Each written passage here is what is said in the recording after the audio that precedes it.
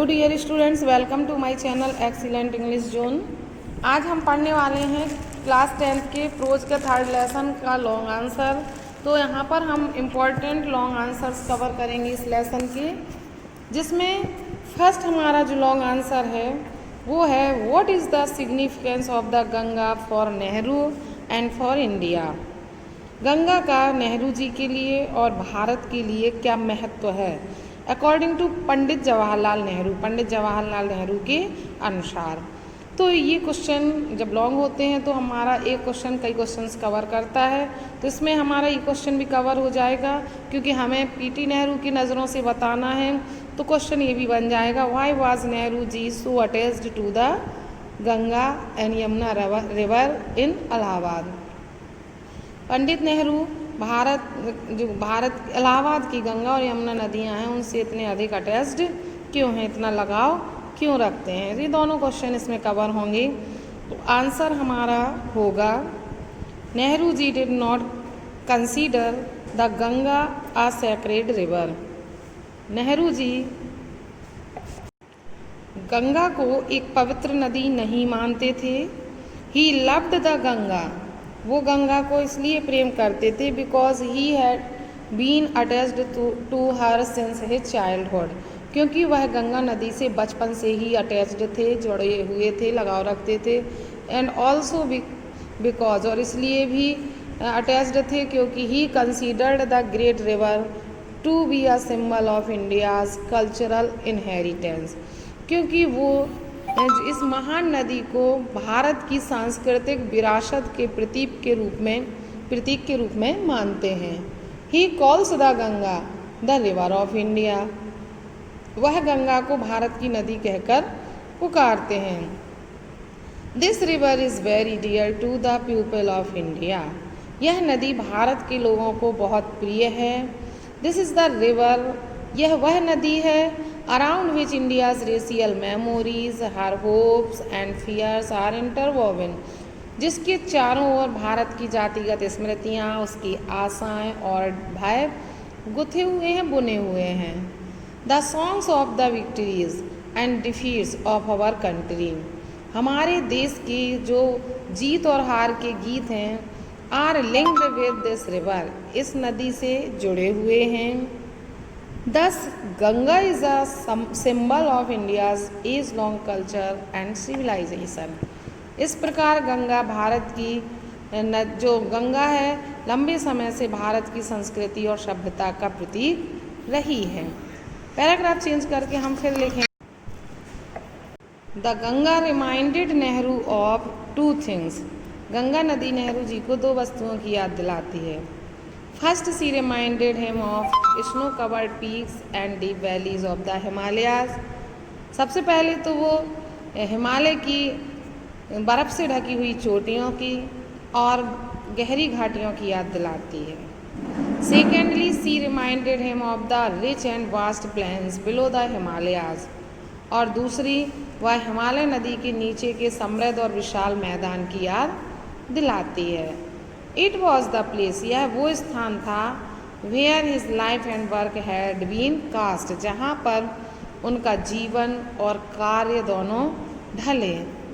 तो इस तरह से हमने इसमें बताया कि नेहरू जी गंगा से क्यों जुड़े हुए थे, या नेहरू जी का गंगा का जो what is the significance of the Ganga for Nehru, Nehru ji के लिए गंगा का क्या महत्व है और भारत के लोगों के लिए गंगा का क्या महत्व है। तो ये क्वेश्चन हमने यहाँ पर कवर किया। नेक्स्ट क्वेश्चन हम यहाँ पर जो लिखने वाले हैं उसमें हम नेहरू जी की क्वालिटीज़ लिखेंगे। तो क्वेश्चन बनेगा हमारा, what qualities of Nehru are brought out in the lesson the Ganga, Ganga lesson में नेहरू जी के क्या गुणों को डिस्क्राइब किया गया है।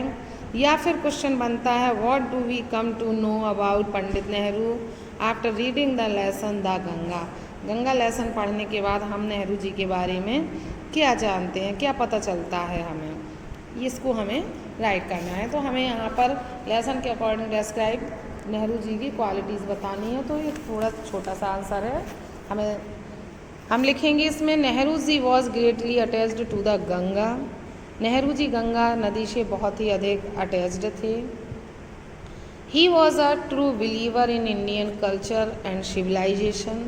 वह भारतीय संस्कृति और सभ्यता के सच्चे बिलीवर थे, विश्वास करता थे। His love for Indian heritage was clear from his ideals, actions and thoughts. Bharat के उत्तराधिकार के प्रति जो उनका प्रेम है वो उनके विचारों और कार्यों और आदर्शों से पता चलता है। He was a true patriot, वो एक सच्चे देशभक्त भी थे। Who thought of the welfare of the Indians, जिन्होंने हमेशा भारत के कल्याण के बारे में सोचा। He was full of great respect for the love and affection of the Indians. वे भारत के लोगों के लव और अफेक्शन, प्रेम और स्नेह के प्रति अत्यधिक सम्मान रखते थे। And he was under the depth of true feelings of the Indians for him. He was under the depth of true feelings of the Indians for him. उनके प्रति जो भारतीयों की सच्ची भावनाएं थीं उनके वो कर्जदार थे और कर्ज महसूस करते थे। इस तरह से हमने थोड़ी सी उनकी क्वालिटीज़ यहाँ पर मेंशन की हैं। हम अपने मन से लिख सकते हैं he was the first prime minister of India and love India very much. वो भारत के प्रथम प्रधानमंत्री थे और भारत से बहुत अधिक प्रेम करते थे। तो यहाँ पर हम ये भी लिख सकते हैं। तो ये हमारा सेकेंड क्वेश्चन यहाँ पर कंप्लीट। नेक्स्ट क्वेश्चन जो है हमारा, in what way did Nehru desire his assets to be disposed of.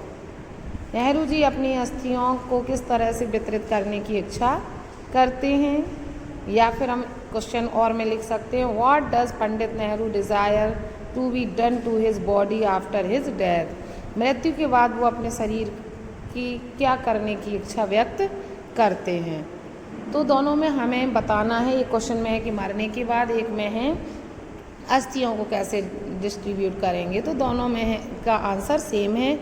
Answer होगा हमारा, after his death Nehru ji desired his body to be cremated. मृत्यु के बाद वो इच्छा करते हैं कि उनके शरीर को जलाया जाए। And his ashes should be disposed according to his will in this way. और उनकी इच्छा के अनुसार उनके जो एसेस हैं उनको इस तरह से वितरित किया जाए, जिसमें उनकी फर्स्ट इच्छा है। तो फर्स्ट पॉइंट में हम डालेंगे कि a handful of his ashes should be thrown in the Ganga. उनकी इच्छा है कि मुट्ठी भर अस्थियाँ जो हैं वो गंगा में विसर्जित की जाएं। But his attachment to the Ganga was not a religious significance. लेकिन उनका ये कहने का मतलब कोई धार्मिक महत्व तो नहीं था। But he had been attached to the Ganga since his childhood. बल्कि वह गंगा से बचपन से ही अटैच्ड रहे थे। एज ही ग्रू ओल्डर, जैसे जैसे वो बड़े होते गए, हिज अटैचमेंट ऑल्सो ग्रू, उनका अटैचमेंट भी बढ़ने लगा। His second will after his death was that his major portion of the ashes should be thrown in the fields of India where Indian farmers work day and night, so that they may be mixed with the dust and soil of India which he was made of। ताकि वो भारत की धूल और मिट्टी में मिल जाएं जिससे वो बने हुए हैं। तो इस तरह से वो अपने मेजर पोर्शन की जो एसेस हैं उनको भारत के खेतों में बिखेरना चाहते हैं बाय एयर, एरोप्लेन में ऊपर ले जाकर उनमें बिखेरने की इच्छा करते हैं। तो ये दोनों इच्छाएं हैं जो मरने के बाद वो अपनी अस्थियों को डिस्पोज करने के लिए व्यक्त करते हैं। तो ये क्वेश्चन भी हमारा यहाँ कंप्लीट हुआ। तो तीनों मोस्ट इम्पॉर्टेंट आंसर्स हो गए हैं, हमारे कंप्लीट हो गए। तो यहाँ पर हमारा लेसन कंप्लीट होता है, लॉन्ग आंसर भी हमारे कंप्लीट हो गए हैं। तो आप इन्हें राइट कर लें। वीडियो पसंद आए तो वीडियो को लाइक करें, कमेंट बॉक्स पर ज़रूर बताएं और अपने फ्रेंड्स को ज़्यादा से ज़्यादा शेयर करें। और अभी भी आपका कोई वर्क रह गया है तो मेरी चैनल पर जाकर आप अपने पूरे वर्क को देख सकते हैं, पढ़ सकते हैं और अपनी बोर्ड की तैयारी कर सकते हैं। Thanks for watching video.